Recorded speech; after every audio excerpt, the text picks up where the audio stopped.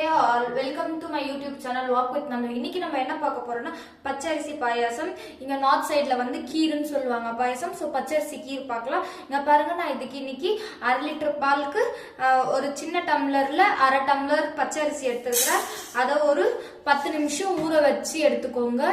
1/2 litre பால் எடுத்துக்கிறேன். பால் கொதி வரும்போது இங்க பாருங்க அந்த அரிசியை சும்மா ஒரே ஒரு ஆன் பண்ணி ஆஃப் பண்ணா போதும். மிக்ஸி ஜார்ல ரொம்ப ஓட விட்டீங்கன்னா ஃபுல்லா நல்லா இருக்காது. இப்போ இந்த அரிசியை இதெல்லாம் கொட்டிடுங்க. கொட்டி நல்லா ஸ்லோ ஃப்ளேம்ல வச்சு நல்லா பாயில் ஆக விடுங்க. ஏன்னா நல்லா அது எவ்வளவு பாயில் ஆகுதோ அப்பதான் அரிசி நல்லா வெந்து வரும். ஒரு 15 மினிட்ஸ் நல்லா பாயில் ஆகட்டுங்க.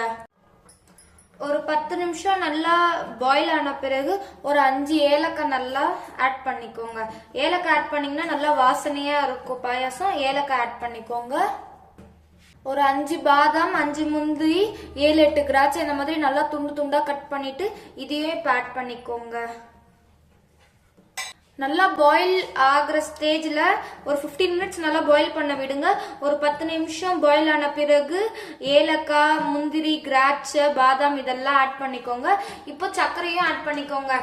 தேவைக்கேற்ற இனிப்பு ஆட் பண்ணிக்கோங்க. உங்க டேஸ்டுக்கு ஏற்ற மாதிரி. நான் 1/2 லிட்டர் பாலுக்கு தேவையான ஒரு 7 ஸ்பூன் சர்க்கரை ஆட் பண்ணிக்கிறேங்க.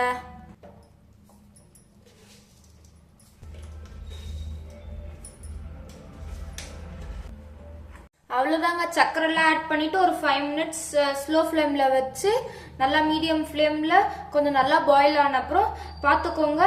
ரொம்ப கொதிக்க விட்டுறாதீங்க. ஏன்னா ரொம்ப கொதிச்சிச்சிங்கன்னா அப்புறம் வந்து கட்டி ஆயிடும். ரொம்ப பாலை பாயில் பண்ண விடாதீங்க. ஏன்னா நீங்க நிறைய கொதிச்சிச்சுன்னா அப்புறம் ரொம்ப கட்டியா ஆயிடும் பாயாசம். ஸோ கொஞ்சம் பாலா இருக்கும் போதே மேல அதுதான் ரொம்ப திக் கன்சிஸ்டன்சிக்கு இல்லாம கொஞ்சம் மீடியமான கன்சிஸ்டன்சில இருக்கும் போதே ஒரு 15 மினிட்ஸ்க்கு அப்புறம் ரைஸ் வெந்துட்டு இருக்கா பாருங்க. ரைஸ் வெந்துட்டு இருந்துச்சுன்னா ஆஃப் பண்ணிடுங்க. அவ்வளவுதாங்க. ஈஸியான பச்சரிசி பாயாசம் ரெடி ஆயிடுச்சு. குழந்தைங்களுக்கு லீவ் டைம்ல சாட்டர்டே சண்டேஸ்ல ஒரு 5 நிமிஷம் வேலை தாங்க இது. சாட்டர்டே சண்டேல பசங்க வீட்டுல இருக்கும் போது ஈவினிங்ல ஒரு ஸ்நாக்ஸ் ரெசிபியா இத செஞ்சு கொடுங்க. பிடிச்சிருந்தா லைக் பண்ணுங்க, ஷேர் பண்ணுங்க, கமெண்ட் பண்ணுங்க. தேங்க்யூ.